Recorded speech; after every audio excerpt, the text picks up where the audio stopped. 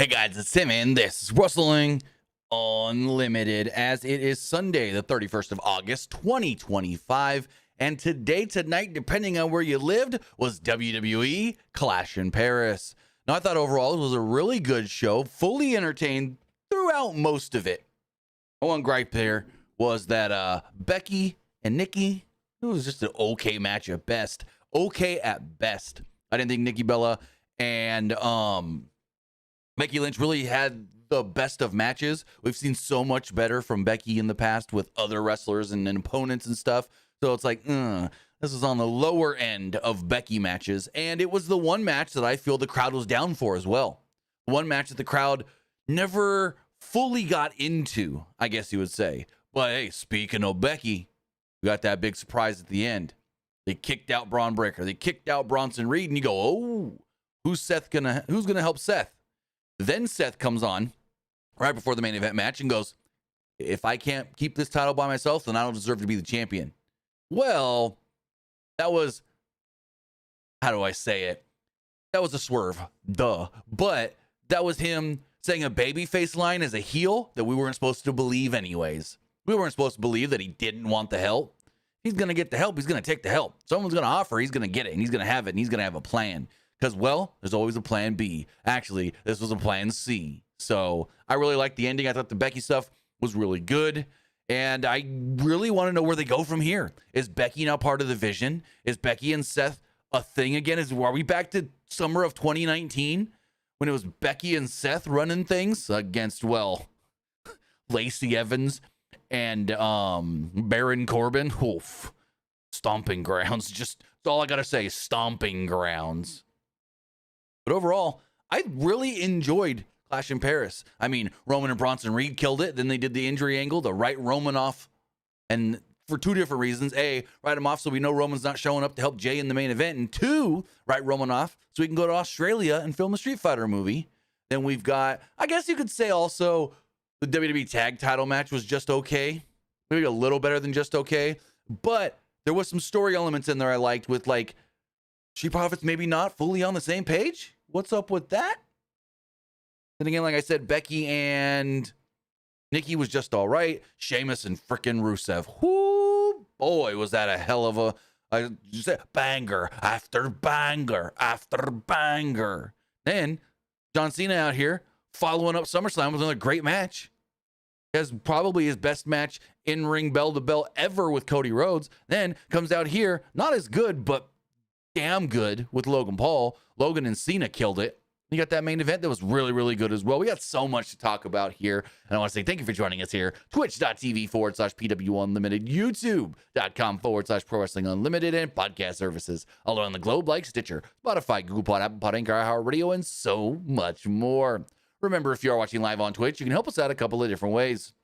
You can help us out by hitting that donate button down below or by donating Twitch bits in the live chat. Also, remember, you can help us out by subscribing to the channel one of two different ways. You can either subscribe with a tiered subscription or you can subscribe with Amazon Prime. Because remember, if you have Amazon Prime, then you have Prime Gaming. Prime Gaming gives you a lot of cool things like free games, free stuff for games, and you always get one free subscription to any Twitch channel you want to subscribe to throughout the month. And I greatly appreciate it if you did right here, Pro Wrestling Unlimited.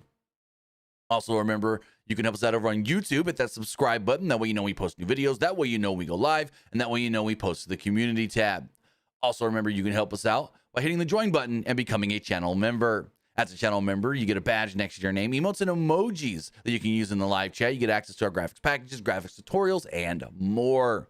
Plus, if you're watching on YouTube, you can be just like Jack Dawson and donate a super chat. Donate a super chat to get your comment, question, or concern read live on the air. We're going to get to those here in a moment. And finally, head over to the Epic Game Store. Head over to the Epic Game Store and buy something. Whether you're buying a new game, whether you're buying an old game, whether you're claiming a free game or getting bucks for Rocket League, Fortnite, or Fall Guys. And I don't know why my button's not working to turn on the logo. I might have accidentally deleted my animation. I'm going to have to go look into that one. Actually, nope, I can fix it right now. Give me 5 seconds, guys. Maybe more than 5 seconds, but I think I have it here.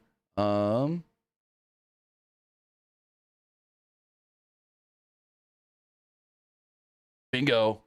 Epic Game Store. with that. I was moving files around and I moved the folder. And so it was like, hey, it's not in this folder anymore. We can't find it. So boom, I just had to redirect it. Anyways, go over to the Epic Games Store. Use our code PW Unlimited for all Epic Games and Epic Games Store purchases. Whether you're getting something for Fortnite, Rocket League, Fall Guys, or whatnot, even if it's on your PlayStation, your Xbox, your Switch, your Switch 2, your tablet, your phone, your Amazon Fire Stick that you can play Fortnite on, use our code in the shop, PW Unlimited. But with all of that, we got a couple super chats, bit donations to get to here.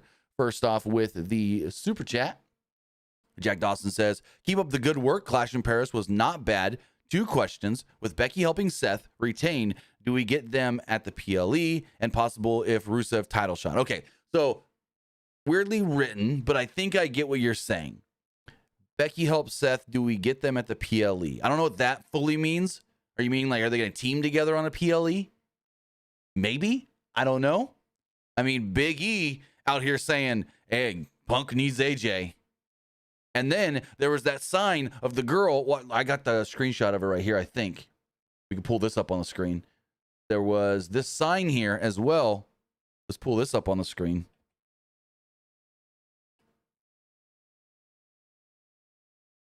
Boom, boom, boom, boom, boom. It says, CM Punk, bring back AJ Lee. CM Punk, bring back AJ Lee. And he sat there and he stared at it for a while. Then he grabbed it when she handed it to him. Like, oh, are we getting something here? I'm going to read you guys a report from Fightful after the review because they got some stuff about AJ Lee. Nothing concrete or anything, but we're going to read that and talk about AJ stuff at the end of this. But, oh, the Epic Games Store thing played again. My bad. There we go. But, yeah, I don't know if they're going to be a unit. I think maybe that would be cool if they're a unit together again. If she's part of the Vision, I don't know. As far as Rusev getting a title shot, they're saying IC title shot. Well, we'll see what happens tomorrow. If Dom retains over AJ tomorrow, I would say no, because Dom's technically a heel. And if you're asking about world title shot, no chance. Rusev is not in line, especially if Seth's the champ. But if you're asking if AJ Styles wins, I think regardless, I don't think they're pushing Rusev to a title shot, but they could. I just feel like he's going to need a win or 2 more. Like, he's got all these wins against Sheamus. He's got wins against Sheamus. Who'd he beat? Tozawa? Yeah. Give him another win or 2 against credible big names or bigger names, like on the level of a Sheamus. And I think he can go for that IC title if AJ wins it tomorrow on Raw. Now, if, like I say, if, what's the word I'm looking for? If Dom retains, then no chance. They're going to go heel. So, yeah, just looking at what they got on Raw as far as the IC title. I don't think he goes for the world title at all with Seth. The IC title, possibly, depending on how things go tomorrow, like I said. Also, Esports Gaming Rules with a bit donation. Thank you for that. He says, is AJ Lee really coming back for the ESPN WWE PLE debut now that Becky helped Seth and maybe join the Vision? So I thank you for the super chat, Esports Gaming Rules. We're going to get into that later after we talk the main event, because there's a big Fightful report that we're going to talk about as well. That, yeah, I want to get through the main event so we can actually, like, it all tie together, not do it now and then it just be kind of whatever. So with all of that, and let me just pull that Fightful report up now so I don't have to search for it later. With all of that, though, Clash in Paris kicked off with Roman Reigns and Bronson Reed. These two, I guess you would say, if Sheamus and Rusev had a banger, these two had a pretty banger match as well. Like, this match was a great opening contest. They got 22 minutes. They gave goddamn Bronson Reed and Roman Reigns 22 minutes. I was shocked when it went that long. I was like, this is going to be a pretty good match. But I was thinking maybe 15. No, it went over 20. So I had the pre-show on, didn't really pay attention to much of it other than, you know, every so often I glance over and there was like the thing that said, you know, the main event's going to be the 4-way and this, that. So as far as the show does go, we see Jey Uso, CM Punk, LA Knight, Seth Rollins, The Vision, Becky Lynch, Nikki Bella, Logan Paul all arriving at the venue. We then get Roman Reigns versus Bronson Reed. We get the cold open and all the hype up for the show. Cool ass stage. I really liked this stage. So it was a big video screen up here, a big curved video screen on the floor, and then an Eiffel Tower in the middle that they were walking out under. I thought this was a really cool, unique looking, simple but unique with that tower screen. So like if they didn't have the Eiffel Tower, then it would have looked basic. But having that Eiffel Tower and having it glitter and shine and stuff, oh, it was badass. I thought this was a really cool stage being in Paris. Anyways, as far as the match does go, Roman had the early advantage until he failed to hit a Samoan drop. Reigns collapsed under the weight of Bronson Reed, and Reed followed this up by slamming Reigns on the announce table. Reed cleared the announce table, but Reigns fought him off and cleared the other table. Back in the ring, Reed hit a World's Strongest Slam for a 2. Reed took control and held chin locks for a minute until Reigns began fighting back, but Reed cut him off the Samoan drop. Reed posed with the Shula Fala. He had both sets of shoes tied together, and he cut off Reigns again as he was trying to go for the offense. Reed tried to remove Reigns' current shoes, but Reigns fought back with a clothesline and an uppercut. Reed didn't go down, though. So Reigns clotheslined him into the ropes, tried to get him out of the ring, didn't get him out of the ring. Herc's back, boom, gets him over the top rope. Roman then eventually does hit him with a drive-by drop kick as well. Reed, though, did block a Superman punch and then hit a Uranagi and a senton for a 2. Reed avoided another Superman punch and hit a Death Valley driver for yet another 2. Reed was about to fly through the ropes with Reigns on the outside, but Reigns cut him off with a Superman punch and another one in the ring. Reigns then went for a spear, but Reed caught him and dropped him with a drop kick and followed this up with a suicide dive. Reed then slipped Reigns into the ring and went for a tsunami, but Reigns rolled out of the way. There was a cool spot here where Reigns went for a spear, but Reed blocked it by literally just planting in place, just stopping there. Just poof. And then he follows up with sit-out powerbomb for a 2. Like, really cool. Kind of like similar-ish to when Seth counters it into a spear-ish, I guess you would say. But towards the end of the match here, Reed went to the top again. Roman hit him with a Superman punch, Samoan drop off the middle rope, and then Reigns followed this up with a spear. Ooh-wah! And picked up the victory. So Roman defeats Bronson Reed. Roman gets the win, but then gets his ass beat. I really thought Reed was going to win because, Roman's going away. So it's like, yeah, they did the whole injury thing because Roman's going away and whatnot, but I just thought you give Bronson Reed the win because he's the one sticking around. After the match, Reigns is over on the announce table and he's posing as Heyman went to check on Reed in the ring. Reigns gets in the ring and he confronts Paul Heyman, who's like, no, I'm sorry. I still love you. I'm sorry. And he kind of looks down at the shoes. Heyman's like, you want the shoes? Yeah, here, take the shoes. And so Roman gets the shoes and he smiles and he holds them up and everything. And then he goes in there and he gets Heyman in the guillotine and he's choking him out. And Heyman's over here tapping and whatnot. And Wade Barrett's like, I don't know what tapping's going to do. Tapping ain't going to help anything, Cole. And Roman's herking it in. Eventually Heyman passes out. Roman throws him down. And you think, oh, Roman even more getting one over on them. Okay, crowd's loving it. They're cheering and laughing and thinking, it's a good angle and whatnot. Then Roman goes over back to the announce table. Roman's on the announce table, and we see at this point Jelly Roll and frickin' Post Malone in the front row. And they stayed there all night. Like, Post Malone only left to go get beers. But, they were sitting behind the announcers all night, hamming it up, loving every time we saw Logan Paul, Jelly Roll and Post Malone, you could tell they were having the time of their life. Apparently, they're in Paris because this Wednesday they're doing their big world tour, I guess it is, in that building together. So they're on tour together and they got a show in that building. So they're already in town. Anyways, Roman's over here and a couple of lucky fans got probably some of the coolest souvenirs you can get while being at a wrestling show. Roman grabbed a Sharpie, I guess from Wade and Cole or whoever, and signed the shoes, right? He was signing the shoes, threw them into the crowd. Signed his shoe, threw him into the crowd. Went to sign more shoes, but he turns around and boom, there's Braun Breaker with a spear out of nowhere through the announce table. Breaker and Reed then dragged a lifeless Haynes to the back as officials were trying to help Roman Reigns to his feet. Reigns did not want the help and pushed him aside or whatever. This was when Breaker looked back and saw what was happening. He's like, oh, he ain't dead yet? So he sprints back down, spears him again. Then they bring him into the ring, and Reed hits Roman with a tsunami. At this point, they get the Vision out of there. They're walking up the ramp. They're putting Roman on a stretcher. And, well, Reed says, screw this. Comes back down, gets on the top rope. Another tsunami. Another tsunami. Jey Uso then finally runs out in street clothes to come make the save.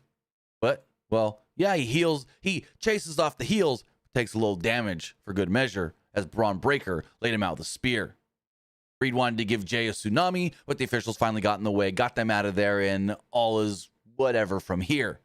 They put Roman on the stretcher and, well, wheel him out of the building. Again, Roman going to be gone for a while because he's got to go meet Cody and Andrew Schultz and all the others. Noah Centineo. You guys seen Noah Centineo as frickin' Ken? Bleached the hair, and this guy's gotten jacked.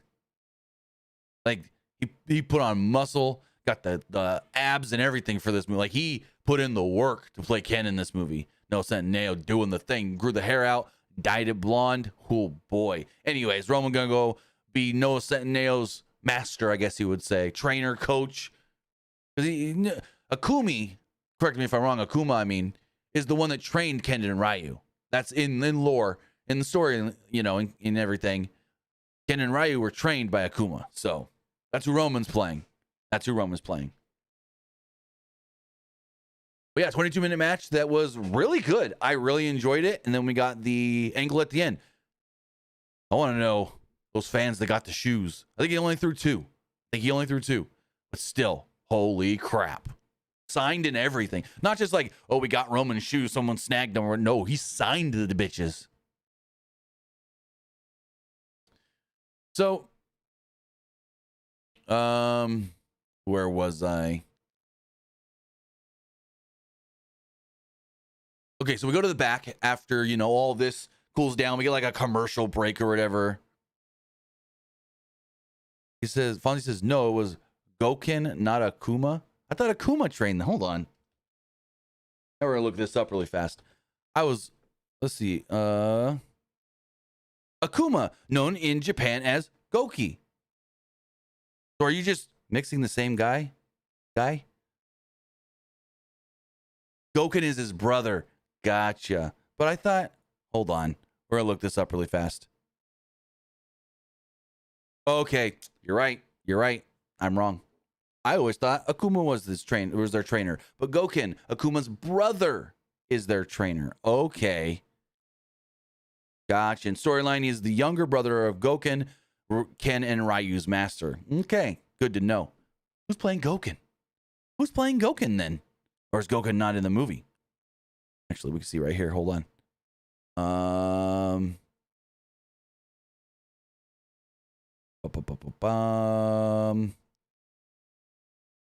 I don't have the list of the cast, actually. I thought I had the list of the cast here as well in this link. Anyways.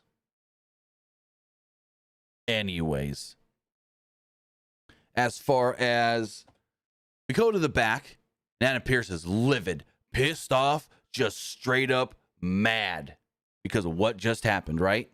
Just pissed.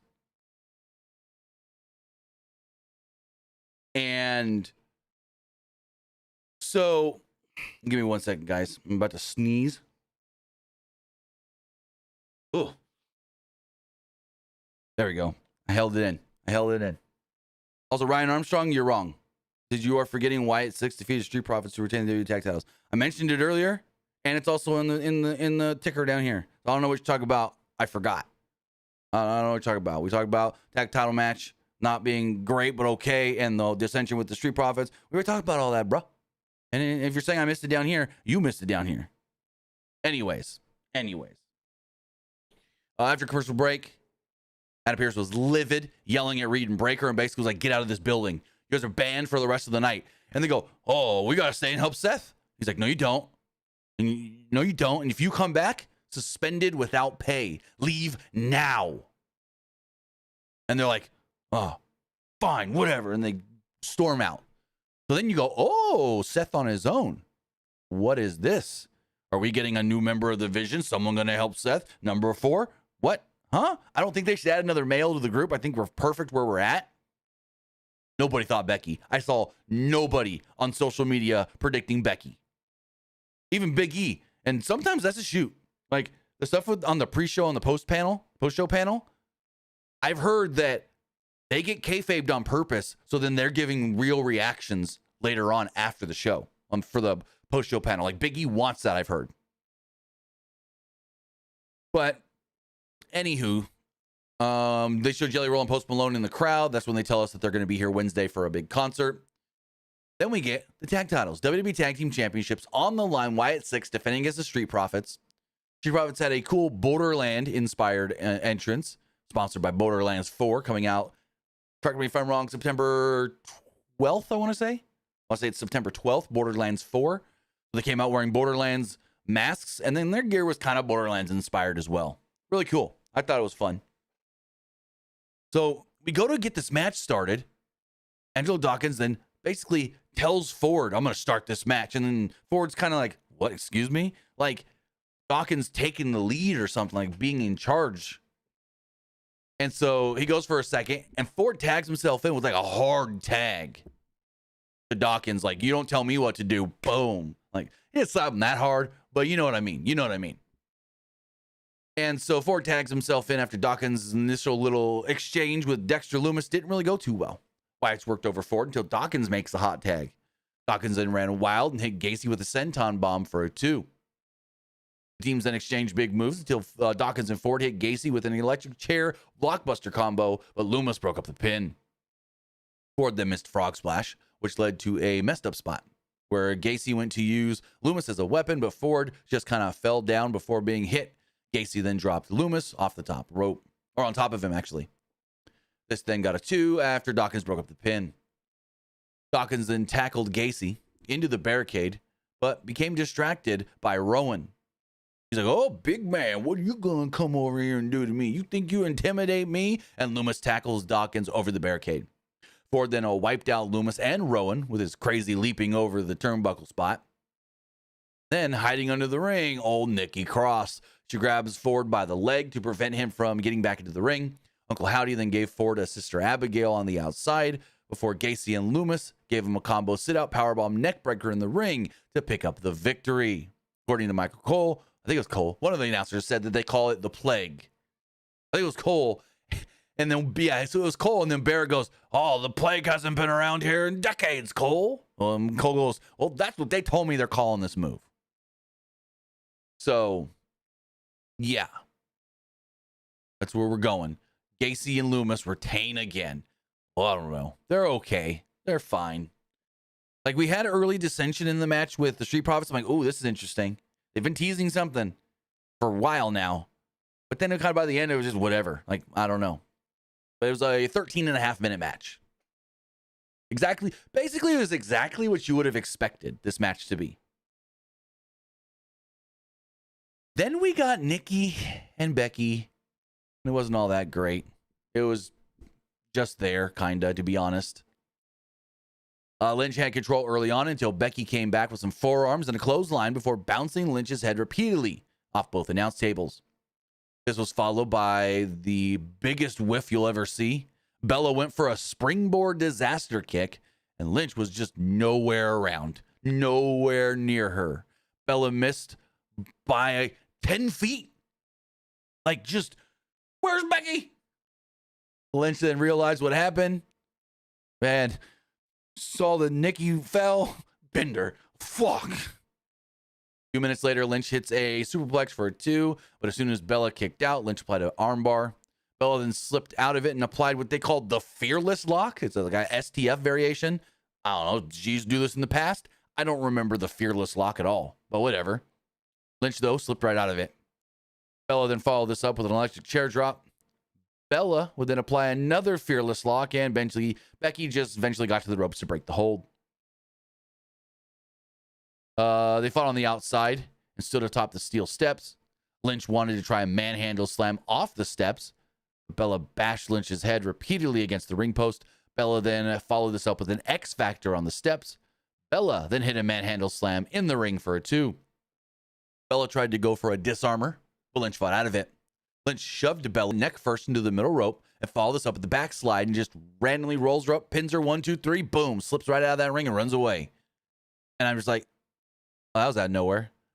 Okay, whatever.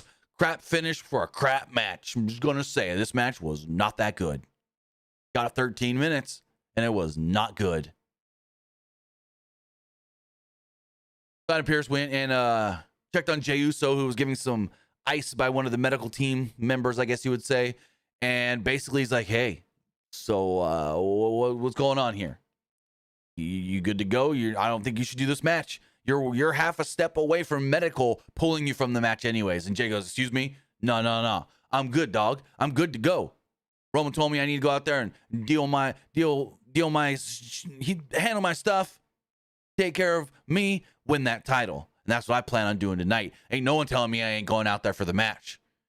And Pierce is like, all right. I mean, technically they haven't told me you're not clear, so sure. So with that, Jey is going into the match later hurt. Just remember that. Then we get the good old-fashioned Donnybrook match. Alicia Taylor reads us the rules, and it's just a street fight. You win by pin or submission. This match, so good. This match was so fun. These two, I'll say it once. If I've said it once, I'll say it a million times. They always say you hit your closest friends harder. Sheamus and Rusev, they're close. They're like, I mean, they're so close they were in each other's weddings. So when you got a friend that's that close that you put them in your wedding, yeah, you're going to beat the shit out of them and not get mad. Because that's what it is. You hit your friends, and especially your close friends, harder because you know they're not going to get pissed off later when you potato them or something. And these two beat the crap out of each other. Rusev early on hit the 10 beats of the Baldrin. Cole did not know how to say the name. He called it the Boudron or something like that. And he was just boom, boom. Just beating that chest of Sheamus hard. So Sheamus did eventually fight back with a kendo stick. Sheamus tried to use a steel chair, but Rusev hit a spinning wheel kick. Then there were chants from the crowd, Rusev Day, Rusev Day, Rusev Day. Yes, you heard me. We got Rusev Day chants. Rusev covered his ears to block it out. He did not want to hear no Rusev Day chants. Rusev tried to use the chair. Sheamus nailed a knee strike for a 2. Sheamus then hit the 10 beats of the Baldrin and did it again while holding Rusev against a fake bar table at ringside. Rusev tried to escape into the crowd, and Sheamus did the 10 beats himself. This time, though, with a shillelagh. Sheamus then followed this up with the Razor's Edge in the ring and got a 2 off of it. Rusev then left the ring to avoid a bro kick, so Sheamus tried to do a dive off the top, and Rusev nailed him with a kendo stick in midair. Rusev then gave Sheamus a Uranagi off the steel steps through the fake wooden bar, which, oh man, Sheamus folded up in that thing. Like, I don't even know if I can do it. Like legs up here, arms down here. He's all like squished in, right? And yeah, that did not look fun. Rusev then applied the accolade in the ring, but Sheamus did eventually fight to his feet and slammed Rusev onto the steel chair. They then found themselves atop of the whiskey bottles stacked on the ringside area. Rusev applied an accolade there, and basically they're like, hey, it don't matter what happens here because you can't tap or pin outside the ring. Even if Sheamus taps, Rusev doesn't win yet. He's got to get him in the ring. The win only counts in the ring. Well, Rusev's got him in the accolade. Sheamus is fighting and fighting and fighting and fighting. Sheamus then eventually gets up, gets Rusev in position for the white noise, jumps off the whiskey barrels through 2 tables, Slim Jim tables, and we're off to the races here. Rusev does get to his feet first, though, even though he's the one slammed through the tables. And he gets back into the ring, grabs a shillelagh. Before he could use it, Sheamus hit him, oh my God, one of the hardest, stiffest looking brogue kicks you'll ever see. It looked like he literally just popped Rusev right in the face. Like legit kicked him in the face. Crowd starts singing something, not really sure. They're kind of with like the blows and the exchanges and whatnot. Rusev hits a thrust kick, smashing the shillelagh across Sheamus's back and gets a near fall off of it. The shillelagh snaps in half, so Rusev grabbed it and used it to apply an accolade. Rusev then bent all the way back with the shillelagh in the mouth of Sheamus. Sheamus basically had nowhere to go. He was trapped and eventually did tap out. Kind of like you see Edge do, Copeland, where he gets the bottom of the chair, breaks it off, puts it in their mouth for the crossface. That's what Sheamus or Rusev did to Sheamus here. With a shillelagh in his mouth, ranked it back, and there we go. So yeah, Michael Cole did alert us. This is only the second time ever in WWE that Sheamus has tapped out. That I didn't know. But this match was so much fun, so good, so hard-hitting. And then you see the fucking stupid AEW fans. Well, that wasn't a hardcore match. Nobody bled. I never thought either guy was ever in danger. That ain't a real hardcore match. You can go to hell. These two beat the crap out of each other in a 20-minute match. Very entertaining. So Wade Barrett made mention of a New York Times article that was also part of The Athletic or something. I don't know exactly that part. That named the most influential TV sports voices of the 21st century and noted that, well, Michael Cole was on this list. Michael Cole listed as one of the top voices of all TV play-by-play guys of the 21st century. That's huge. Very huge.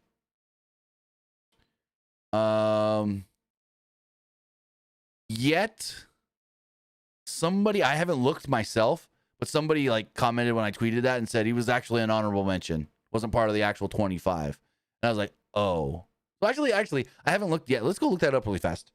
New York. They said Joe Tessitore was on the list too for his college football stuff.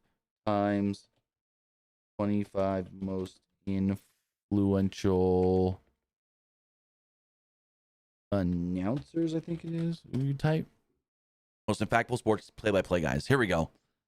What's the list look like? Let's go. Oh, I got The Athletic here. That's gonna make me. Here we go. New York Times gonna make me pay. The Athletic gonna make you pay. That's not even the right. No. Okay, so this is a fan voted thing on The Athletic. Vote who are the most impactful play-by-play announcers of the 21st century. So this was a fan voted thing. Okay. Fuck you, The Athletic. And try and make me pay to read it. Yeah, I can't see the actual list. Well, drats. Someone said that him and Jim Ross were listed as honorable mentions, not actual top 25. And that's why WWE probably didn't put top 25, just that Cole was in the article at all. So, but as we move forward, we got John Cena versus Logan Paul. So Logan Paul comes out, gets the good boos and everything like Logan Paul should. Crowd hates him. They boo him. Cena comes out, and this place erupts. Cena looking out like, holy crap. Turns around, looks right in the camera, goes, this is awesome. And it was awesome, the way this crowd is reacting.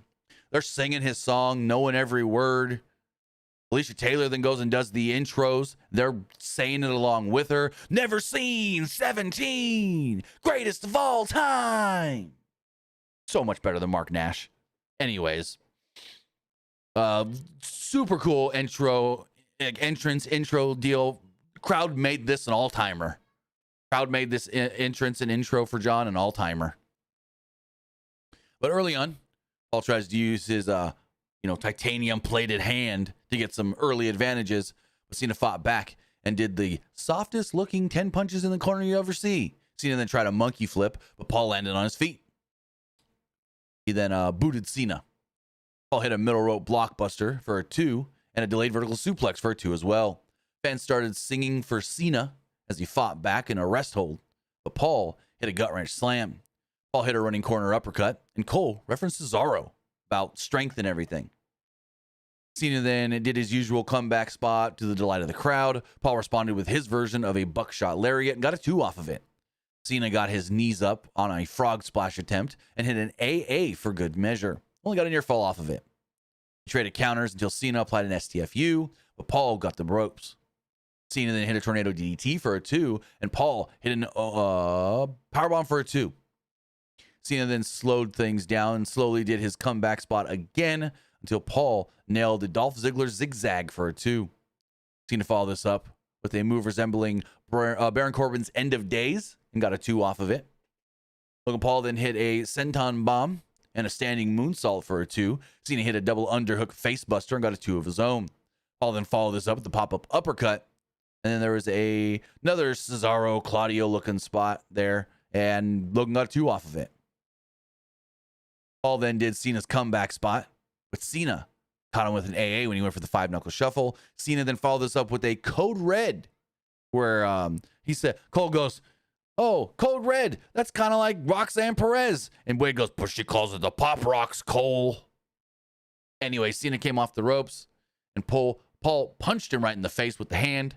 Remember the titanium plated hand? Paul then kicked up and hit consecutive frog splashes. What do they call them? The Paul from Grace. But, well, Cena kicked out. Paul then did the you can't see me. Tried to go for a 5-knuckle shuffle, but Cena nailed him with a fucking Styles Clash. A Styles Clash from John Cena, and the crowd starts singing AJ's song. We don't want none. We don't want none. Ain't nobody getting enough to feel the pain. Paul then tried a flying crossbody, but Cena rolled through it, hit an AA. Cena went for another AA, and Paul slipped out of it and nailed the punch.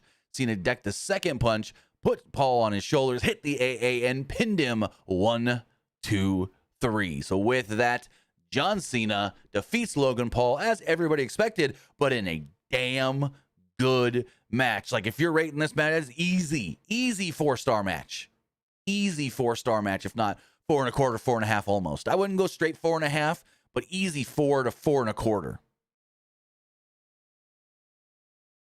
Like, the Cody match was 4 1/2, damn near 5. The Cody Cena match at SummerSlam, damn near 5-star match.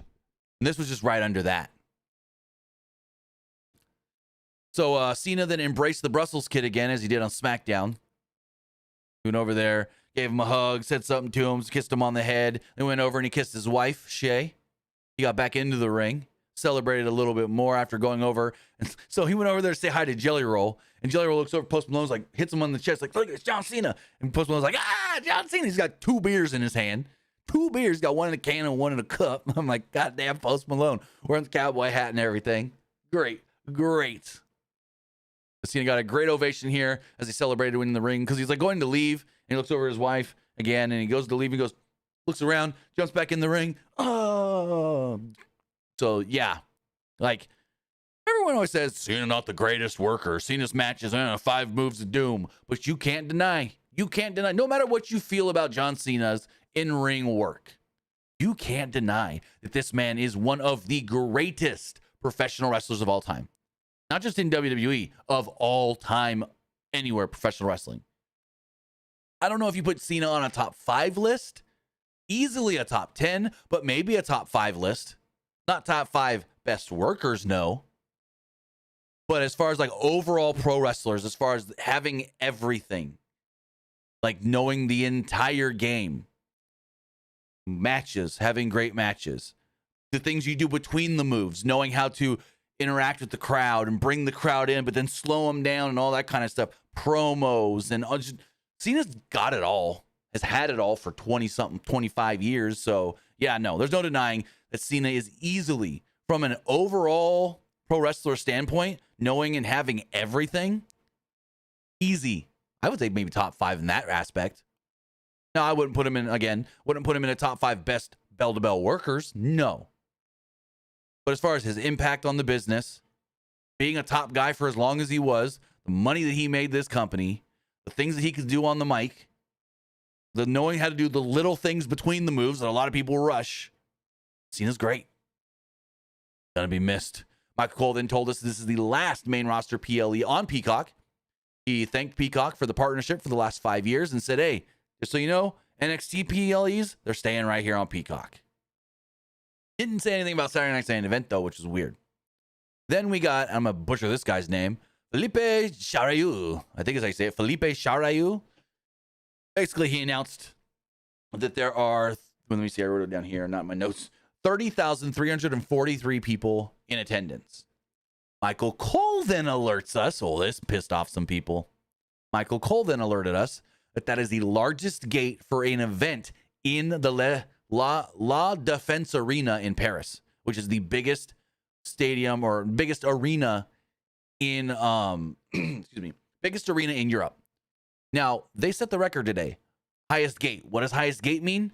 Most money made on ticket sales. Most money made on ticket sales in that building ever. Whose record did they break? Taylor Swift from March of 2024. Yeah, WWE outdid Taylor Swift. Granted, you can say, oh, they had super expensive tickets. So they still sold them all. They still sold those tickets. It wasn't like, oh, they're too expensive, people aren't going to buy them. No. WWE priced their tickets, I guess you could say, high enough to now say that they made more money off of tickets in that building in Paris than Taylor Swift. Jackie Redmond is in the back. She's asking Seth Rollins, you got to go it alone. What's that really mean? He goes, what does it mean? I got to go it alone. Rollins said that he never needed anyone anyways. He's a multi-time world champion and one of the greatest in-ring performers of all time. He passionately said his catchphrase, I'm the visionary, blah, blah, blah, blah, and then says, if I can't defend this title on my own, maybe I don't deserve to be the champion. And that was the swerve for you to think, oh, there's no one to help Seth. He doesn't have a backup plan. He doesn't have another guy coming out to help him. No one thought Becky. Like, I saw nobody online trying to predict Becky.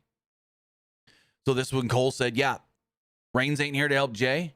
Braun Breaker, Bronson Reed been kicked out, and Paul Heyman's been taken to the hospital. Nobody here to get involved. And they hammered that home so hard. Now that I think about it, I'm like, we should have known. We should have known better. But before we get into that main event, we hear from our sponsor, Factor 75. Let's be real. Life moves fast and dinner shouldn't slow you down. That's where Factor comes in. Factor 75 delivers fresh, never frozen meals straight to your door so you can skip the grocery store, the prep, and the cleanup. Just heat and eat and get back to crushing your day. Whether you're keto, calorie conscious, or just want to eat clean without sacrificing flavor, Factor has chef-crafted options that actually taste like real food. Maybe you want pancakes for breakfast, chicken for lunch, and a steak for dinner. Factor has you covered. And here's the kicker. These meals are ready to go in just 2 minutes. That's less time it takes to scroll through your delivery app and regret your choices. So if you want to fuel your hustle without any hassle, then sign up for a Factor 75 subscription today. Use our code below, scan the QR code on the screen, or use our link in the description to get 50% off your order. Eat smart, live fully with Factor. And we're back. As far as this main event does go, I forgot to also mention Cena Paul, longest match of the night, 26 and a half minutes. Well, roughly 26-20, almost 26 and a half. It was 26 minutes, 20 seconds. So, as far as the four-way does go, it was Seth Rollins defending against CM Punk, LA Knight, and Jey Uso. Everyone came down, they got their entrances. Fucking Jey Uso comes out first, right? And he's, day one is Michael Cole then makes fun of Jey Uso and goes, well, Jay's got 3 more guys as entrances to catch his wind. And like, what? Basically, because, when, Jay said recently, I do that eating so much, it tires me out. I got to catch my breath. So Michael Cole made fun of him for it, saying, he gets to stand around for 3 entrances to catch his breath and get his wind. Anywho, so they kind of sized each other up early on. Punk kicked Jay out of the ring as payback for Raw. Rollins bailed from the ring, leaving Punk and Knight to duke it out. Knight got the better of the exchange, but Rollins then slipped back in to take advantage. Jay and Knight then took turns punching Rollins, which was designed to get the fans to do yeet, yeah, yeet, yeah, yeet, yeah, yeet, yeah chants. I think actually, it was on the pre-show. I did see this on the pre-show. So Jackie Redmond interviewed LA Knight, and she asked him about the yeet chants. He goes, oh, that's just a copy of me. Yeah, that was before the yeet. Also, I used to have sunglasses that said LA Knight on them. Now he's got sunglasses that say yeet. And Jackie goes, oh my God, I forgot about those glasses. You're not wrong. He's like, yeah, Jey Uso just copying me. Anyways, so they're going back and forth and everything. Rollins did Punk and Jay spots.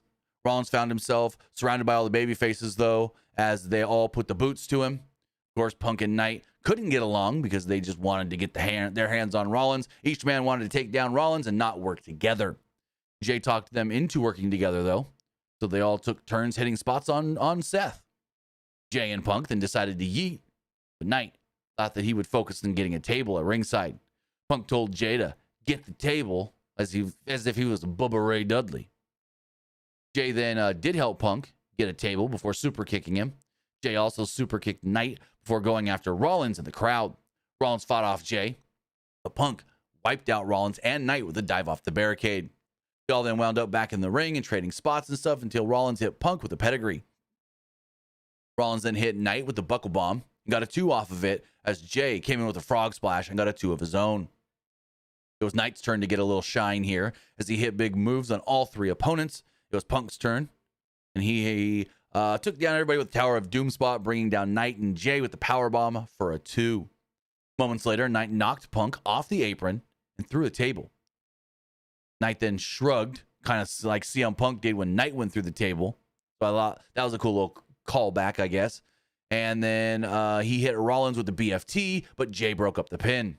Jay and Knight then traded punches, and you guessed it, yeah, or yeet, yeah, yeet, yeah, yeet, yeah, once again. Knight then repeatedly bounced Jay's head off the announce table before doing the same to Rollins. Knight then placed Rollins on the table and went to the apron. He had to fight Jay off before heading in to the top for a flying elbow, but that distraction, well, it allowed Rollins to move. And then Knight crashed through the table. Jay then went for a spear on Rollins, but he countered it into a pedigree for a 2. Jay fought back and hit a Uso splash, but Punk broke up the cover with a big elbow drop. Punk hit Jay with a GTS, but Rollins stomped Punk for a near fall. It was time to get to the finish here. Rollins began screaming at Punk about how much he hates him and also hates his family. I'm like, interesting. Why would he bring up a family? Punk's family, huh? Okay, whatever. Rollins then hit a curb stomp to Jay and Knight on the outside. Rollins then placed Punk's head on a chair, and Punk avoided a curb stomp. Punk then hit a GTS, and Rollins fell back into the ropes and back onto Punk's shoulder. Punk hit or set up, I would say, for another GTS, but a hooded figure would jump in all black and pop, hit him with a low blow. Punk is now down on all 4s, kind of over that chair that was in the ring. We then see the hood come off, the little ski mask come off, and it's Becky. Becky has come in to help her husband. She unzips. She's got a burn it down shirt on. Seth's like looking around going, oh, it worked. It worked. He runs up, stomps CM Punk's face right into the steel chair, and then pins him 1, 2, 3. There we go. Seth Rollins retains the World Heavyweight Championship with, well, help from his wife. Help from his wife. I thought this was a really fun main event. It went 24.5 minutes. And then there's a spot. Hold on. I got this.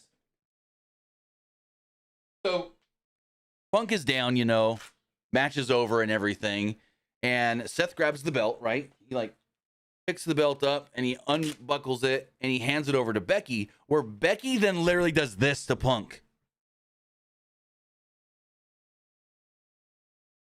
What are you gonna do about it? Huh? What are you gonna do about it? It's so funny. Fucking Becky. Becky is great. I thought that was hilarious. But yeah, the show ends, goes off the air with Seth and Becky making out in the ring, kinda. They're embracing, they're kissing in the middle of the ring. Becky is the one holding up the belt. Michael Cole says behind every man is a stronger woman, or whatever the phrase goes. And yeah, I thought this was great. And I really hope that this leads to Seth and Becky being together on the main roster, being together on television, her being part of the vision. And then we learn that maybe even she is the mastermind of all of this, that she is actually the one pulling the strings. Oh, that would be great. That would be great. But then you think, okay, Punk's pissed off. Literally, the match ends. We go to the post show. They show Punk get out of the ring. And the tables there kind of broke down. The one that he fell through earlier. And he breaks it again. All pissed off, right? And so Punk is leaving and he's embracing the crowd. And he sees this little sign in the second row. And I'll pull the image up again. The sign says, CM Punk, bring back AJ Lee. pull this sign back. Let's pull this back up on the screen. Again, the sign says, Punk, bring back AJ Lee. Big E even makes mention, hey, Punk may need AJ. Punk may need his wife. And Fightful, interestingly enough, has a big report up about AJ Lee and rumblings and stuff about her, as they do write the following. The end of WWE Clash in Paris lends some credibility to rumors we've heard floating within WWE over the last couple of months. WWE sources have indicated that AJ Lee's name has been brought up in numerous pitches internally of late. Lee, the wife of current WWE superstar CM Punk, has largely been uninterested in making a return to the ring over the past 10 years. Becky Lynch interfered in the main event of WWE Clash in Paris, helping her husband Seth Rollins. Immediately upon that happening, we received messages from WWE sources hopeful that the pitches they've been hearing about were related to this. We've also heard that some of those pitches weren't quite shut down like they used to be. And we can't confirm an AJ Lee return is a go, but sources in WWE said that there have been more traction on it of late than in previous years. We've heard that when WOW Women of Wrestling brought her in, she made it clear that she wasn't interested in wrestling, but would serve in other capacities. Numerous women on the AEW roster said that they would half-jokingly needle CM Punk about getting AJ to come in, something that a number of women on the WWE roster have also indicated. CM Punk also, quote, skipped around the ring during a European live event recently, an ode to his wife AJ Lee. AJ Lee last wrestled in March of 2015 and has been effectively retired for over a decade since. We were told by those that she worked with on the Heels show that she seemed nervous to get back into the ring for the filming of that match. Actually, she worked 2 matches and also had a stunt double to do some of the wrestling for her as well. That once she got involved, it's like she never left the ring. One WWE higher up in the last few weeks had told Fightful that if she were to return, they don't have concerns about her time out of the ring for a number of reasons. One being that she looks like she just left TV at all times, because she's married to someone who also took a long amount of time off from wrestling and returned. We'll continue to speak to sources about this situation and see if we can get something more definitive than just pitches that have been made of late. So nothing like concrete here or anything, but there have been more talks than normal of an AJ Lee return. Now, we don't know what that actually means. Maybe just people pushing it, but it all really comes down to, does AJ want to return? Is AJ looking to jump back into the ring, whether that's coming back to have a schedule like her husband and work regularly, come back for a couple of matches, or even just one match where it's her and Phil against old Seth and Becky. We don't know, but very, very interesting that they've been talking about her more and more as of late. With that, guys, that is everything pertaining to Clash in Paris. You know what I thought of the show? I thought it was a dang good show. Now I want to know what you guys thought of the show. So let's go and refresh all these polls really fast. Let's hit these here. As far as the polls do go, as far as the threads poll goes, 58% liked the show, 29% thought it was just all right, and 13% didn't like it. Damn, that 58% is way lower than I expected. As far as the Twitter X poll does go, 66% liked the show, 28% thought it was just all right, and 5% didn't like it. Looking at the community poll, 76% liked the show, 17% thought it was just all right, and 7% didn't like it. As far as the forgot to do a live poll, darn it. As far as the Twitch poll does go, everybody that voted on Twitch liked the show. So with that, guys, gonna do it. It's our last main roster PLE on Peacock. Come back in 3 weeks, September 20th, for WWE WrestlePalooza on ESPN, their direct-to-consumer streaming service. Not, ESPN on your YouTube TV, your Sling TV, your Xfinity. No. You need to have ESPN Unlimited. Whether you get that through your DirecTV stream, Verizon Fios, Hulu Live TV, Verizon, yeah, it's Verizon Files, Hulu Live TV. I'm trying to think of the other ones. Crap. There's 2 more. Can't remember them off the top of my head right now. But whether you get it through one of those 5 or you're paying $30, that's where you got to watch the shows. Interestingly enough, Stephanie McMahon over here hawking Surfshark, telling people just use a VPN, change your location to Canada, and watch everything on Netflix. Yeah, I heard Peacock wasn't happy about that one. But you want to know how to get a free VPN? We're going to put you a link in the live chat right now to get you a free VPN because we like hooking you guys up. And we can tell you guys how to get free VPNs. You don't need to go pay for Surfshark. You don't need to go pay for Nord. None of that. For some reason, the link won't come up now. Give me 1 second. Let me find it here. Here we go. That's not the one. There's the one I wanted. Copy link. Get a free VPN now to watch all WWE content on.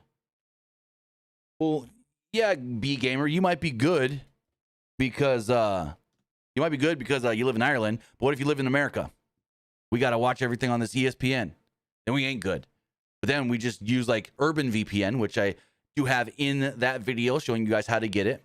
Use Urban VPN, and then you just change your location to Canada or the UK or Australia. I've noticed that for me, Australia works the best. Like they all work, but I get the better quality when I'm logging in from Australia. I get the better video quality. And one cool thing, Urban VPN also has a free mobile app. So you can also use it on your phone and just boom, don't have to pay anything. Urban VPN, completely free. But with that, guys, that is going to wrap everything up. I want to say thank you for joining us here. Twitch.tv/PWU Unlimited, YouTube.com/Pro Wrestling Unlimited, and podcast services all around the globe like Stitcher, Spotify, Google Pod, Apple Pod, Anchor, iHeartRadio, and so much more. With that, we'll be back live tomorrow. I think we're going to do a wrestling wrap up, but I'm not sure. I got to double check when Raw starts. Because if Raw is at 2 Eastern, I may not have time to do a wrap up. Because that's why we didn't do one on Friday. Because Raw was so early. But if it's at 3 Eastern, then I may be able to squeeze in a wrap up. So we're going to play it by ear if we do a wrap up tomorrow. But then we've got an early Raw from Paris. And then an early Raw review as well. So with that, guys, we'll see you back live tomorrow right here at PW Unlimited. Might go live playing some games later. So we'll see as well. But have a good one, guys. Have a great rest of your weekend. And we'll see you next time. Have a good one, guys.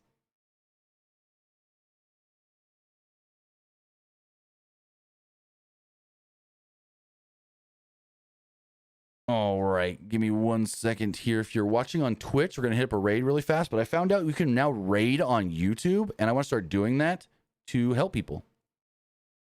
So I want to start raiding on YouTube as well, so give me 1 second. We are going to send you to... Let's do this on Twitch. Get you guys done over there. And then on YouTube, we're also going to raid...